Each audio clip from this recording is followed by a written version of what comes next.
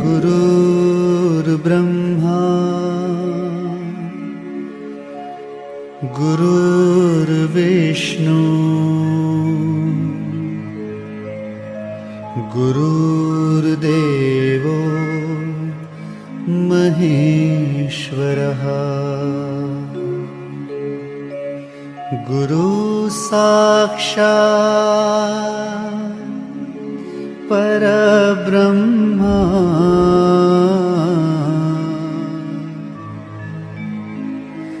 तस्मै श्री गुरुवे नमः। परिचय। माँ, मैंने जो रोटी बेली वो गोल नहीं है, मैं क्या करूं? ठीक है, तुम बेली हुई रोटी को लोई बनाकर फिर से कोशिश कर सकती हो। माँ, क्या मैं ऐसा कर सकती हूँ? हाँ सीमा, ये एक ऐसा परिवर्तन है जो दोबारा किया जा सकता है। बच्चों, इस पाठ में हम अपने चारों तरफ हो रहे परिवर्तनों और प्रतिवर्ती तथा अप्रतिवर्ती परिवर्तनों की जानकारी प्राप्त करेंगे। उद्देश्य। इस पाठ के अंत में आप निम्न करने में सक्षम हो जाएंगे: हमारे चारों ओर होने वाले परिवर्तनों का वर्णन करना, प्रतिवर्ती परिवर्तनों की व्याख्या करना, अप्रतिवर्ती परिवर्तनों की व्याख्या करना, प्रसार का वर्णन करना, वाष्पन का परिवर्तनों पर एक नजर। क्या आपने देखा है कि बीज कैसे उगते हैं? एक और बिंदु जिस पर गौर किया जाना चाहिए ये है कि बर्फ कैसे पिघलती है और पानी बनकर यह नदी में कैसे बहती है। ऐसा कैसे हो सकता है? ये सभी वे परिवर्तन हैं जो हमारे चारों ओर निरंतर होते रहते हैं। प्रतिवर्ती परिवर्तन। परिवर्तन दो प्रकार के होते हैं, प्रतिवर्ती और अप्रतिवर्ती। वे परिवर्तन जिन्हें दोबारा उनकी मूल अवस्था में बदल दिया जाए प्रतिवर्ती परिवर्तन होते हैं। आइए हम इसे आजमाएं। कुछ रेत लें और इसे पानी में मिलाएं।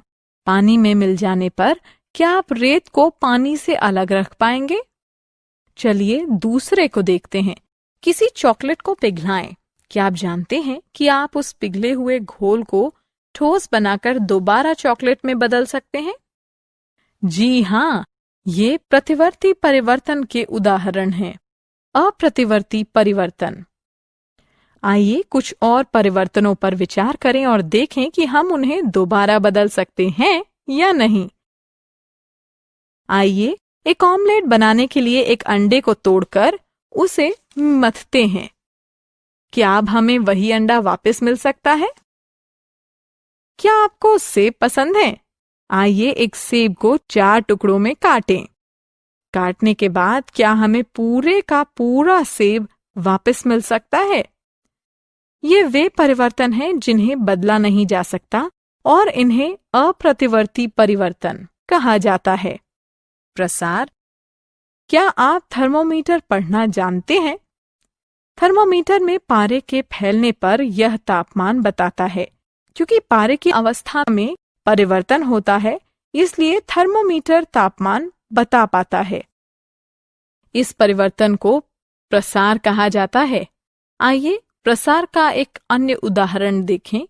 हम जिन ग्लासों का उपयोग पानी पीने के लिए करते हैं वे शीशे को गर्म करके मोड़कर तैयार किए जाते हैं। पिघले शीशे को कर्मचारी उससे अलग अलग आकारों में ढालते हैं जिनका हम रोजाना उपयोग करते हैं। वाष्पन। क्या होता है जब आप किसी कटोरे में पेट्रोल रखकर उसे धूप में छोड़ देते हैं? जी हाँ, कुछ समय के बाद आप देखते हैं कि पेट्रोल कम होने लगता है। ये परिवर्तन का एक उदाहरण है जिसे वाष्पन कहा जाता है। पदार्थों को मिलाना। 2 या 2 से अधिक पदार्थों को मिलाने पर परिवर्तन हो सकता है। उदाहरण के लिए, जब आप पानी और चीनी को मिलाते हैं तो चीनी पानी में घुल जाती है। चूंकि पानी के गुण में परिवर्तन हुआ है, इसलिए यह परिवर्तन अप्रतिवर्ती है। आइए एक और उदाहरण देखें। जब आप चाय की पत्ती गर्म पानी में मिलाते हैं तो आप पाएंगे कि पदार्थों को मिलाने से एक परिवर्तन होता है। इस स्थिति में यह परिवर्तन अप्रतिवर्ती है। सारांश। आइए हमने जो कुछ सीखा है उसे संक्षेप में दोहराएं। हमारे चारों ओर परिवर्तन होते हैं। ये परिवर्तन, जिन्हें उनकी मूल अवस्था में दोबारा बदला जा सकता है, प्रतिवर्ती परिवर्तन होते हैं। जिन परिवर्तनों में हमें मूल पदार्थ नहीं मिले वे